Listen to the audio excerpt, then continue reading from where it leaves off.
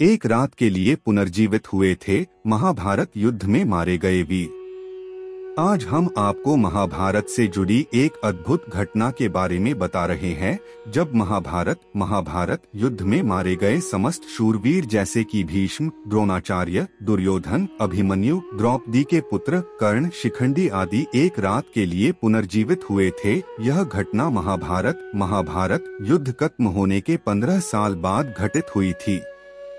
साथ ही हम आपको बताएंगे कि धृतराष्ट्र, गांधारी, कुंती और विदुर की मौत कैसे हुई।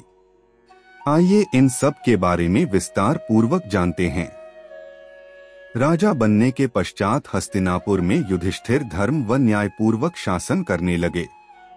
युधिष्ठिर प्रतिदिन धृतराष्ट्र व गांधारी का आशीर्वाद लेने के बाद ही अन्य काम करते थे। इस प्रकार अर्जुन, नकुल, सहदेव, द्रौपदी आदि भी सदैव धृतराष्ट्र व गांधारी की सेवा में लगे रहते थे, लेकिन भीम के मन में धृतराष्ट्र के प्रति हमेशा द्वेष भाव ही रहता। भीम धृतराष्ट्र के सामने कभी ऐसी बातें भी कह देते जो कहने योग्य नहीं होती थी। 15 साल पश्चात धृतराष्ट्र गए थे वन।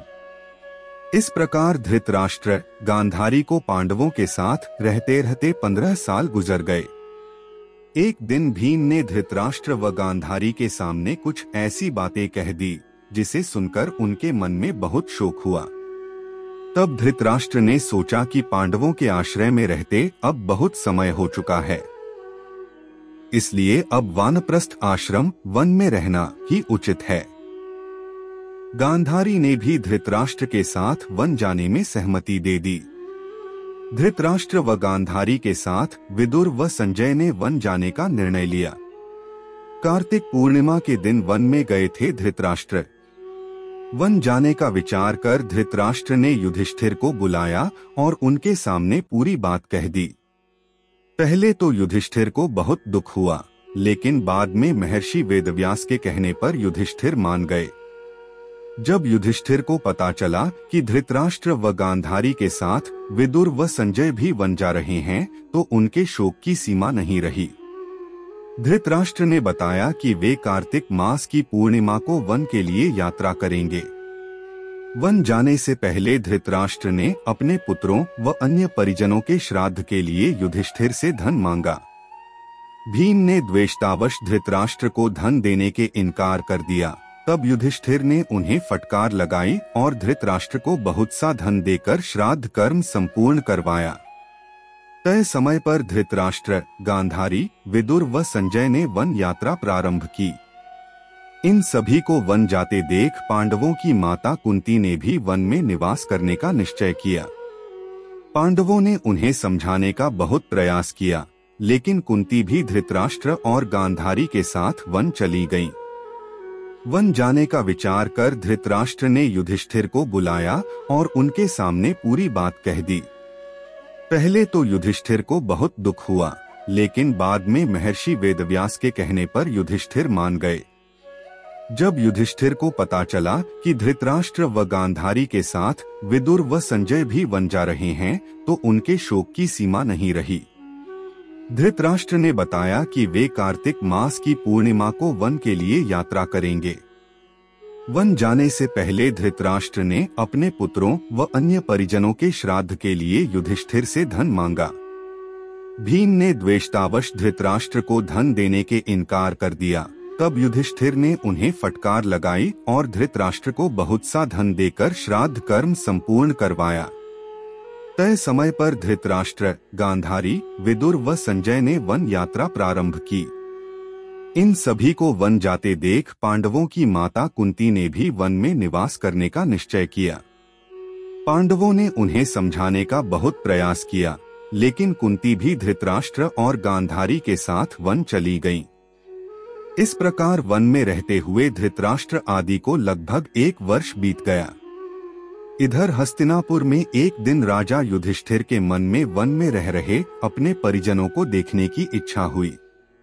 तब युधिष्ठिर ने अपने सेना प्रमुखों को बुलाया और कहा कि वन जाने की तैयारी करो। मैं अपने भाइयों व परिजनों के साथ वन में रह रहे महाराज धृतराष्ट्र, माता गांधारी व कुंती आदि के दर्शन करूंगा। इस प्रकार पांडवों ने अपने पूरे परिवार के साथ वन जाने की यात्रा प्रारंभ की। पांडवों के साथ वे नगरवासी भी थे जो धृतराष्ट्र आदि के दर्शन करना चाहते थे। युधिष्ठिर के शरीर में समा गए थे विदुर जी के प्राण। पांडव अपने सेना के साथ चलते चलते उस स्थान पर आ गए जहां धृतराष्ट्र, गांधारी और कुंती रहते थे। जब युधिष्ठिर ने उन्हें देखा तो वे बहुत प्रसन्न हुए और मुनियों के वेश में अपने परिजनों को देखकर उन्हें शोक भी हुआ। धृतराष्ट्र, गांधारी और कुंती भी अपने पुत्रों व परिजनों को देखकर बहुत प्रसन्न हुए। जब युधिष्ठिर ने वहां विदुर जी को नहीं देखा तो धृतराष्ट्र से उनके बारे में पूछा। धृतराष्ट्र ने बताया कि वे कठोर तप कर रहे हैं। तभी युधिष्ठिर को विदुर उसी ओर आते हुए दिखाई दिए, लेकिन आश्रम में इतने सारे लोगों को देखकर विदुर जी पुनः लौट गए। युधिष्ठिर उनसे मिलने के लिए पीछे पीछे दौड़े। तब वन में एक पेड़ के नीचे उन्हें विदुर जी खड़े हुए दिखाई दिए। उसी समय विदुर जी के शरीर से प्राण निकले और युधिष्ठिर में समा गए। जब युधिष्ठिर ने देखा कि विदुर जी के शरीर में प्राण नहीं है तो उन्होंने उनका दाह संस्कार करने का निर्णय लिया। तभी आकाशवाणी हुई कि विदुर जी संन्यास धर्म का पालन करते थे, इसलिए उनका दाह संस्कार करना उचित नहीं है। यह बात युधिष्ठिर ने आकर महाराज धृतराष्ट्र को बताई।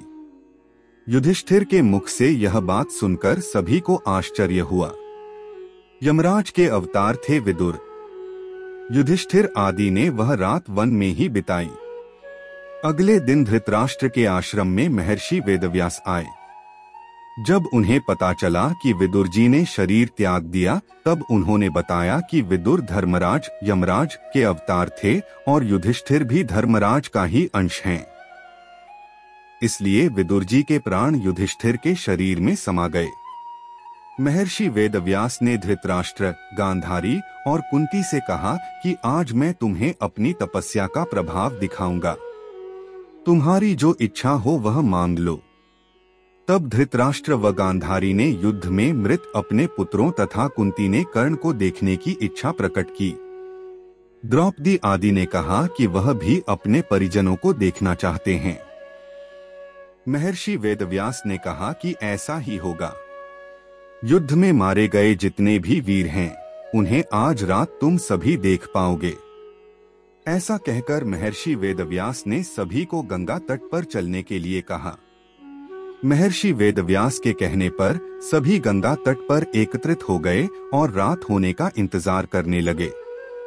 विधवा स्त्रियां अपने पतियों के साथ कूद गई थीं गंगा में। रात होने पर महर्षि वेदव्यास ने गंगा नदी में प्रवेश किया और पांडव व कौरव पक्ष के सभी मृत योद्धाओं का आवाहन किया। थोड़ी ही देर में भीष्म, द्रोणाचार्य, कर्ण, दुर्योधन, दुःशासन, अभिमन्यु, धृतराष्ट्र के सभी पुत्र, घटोत्कच, द्रौपदी के 5 पुत्र, राजा द्रुपद, धृष्टद्युम्न, शकुनी, शिखंडी आदि वीर जल से बाहर निकल आए। उन सभी के मन में किसी भी प्रकार का अहंकार व क्रोध नहीं था। महर्षि वेदव्यास ने धृतराष्ट्र व गांधारी को दिव्य नेत्र प्रदान किए। अपने मृत परिजनों को देख सभी के मन में हर्ष छा गया। सारी रात अपने मृत परिजनों के साथ बिताकर सभी के मन में संतोष हुआ। अपने मृत पुत्रों, भाइयों, पतियों व अन्य संबंधियों से मिलकर सभी का संताप दूर हो गया। तब महर्षि वेदव्यास ने वहां उपस्थित विधवा स्त्रियों से कहा कि जो भी अपने पति के साथ जाना चाहती हैं, वे सभी गंगा नदी में डुबकी लगाएं। महर्षि वेदव्यास के कहने पर अपने पति से प्रेम करने वाली स्त्रियां गंगा में डुबकी लगाने लगी और शरीर छोड़कर पतिलोक में चली गईं। इस प्रकार वह अद्भुत रात समाप्त हुई।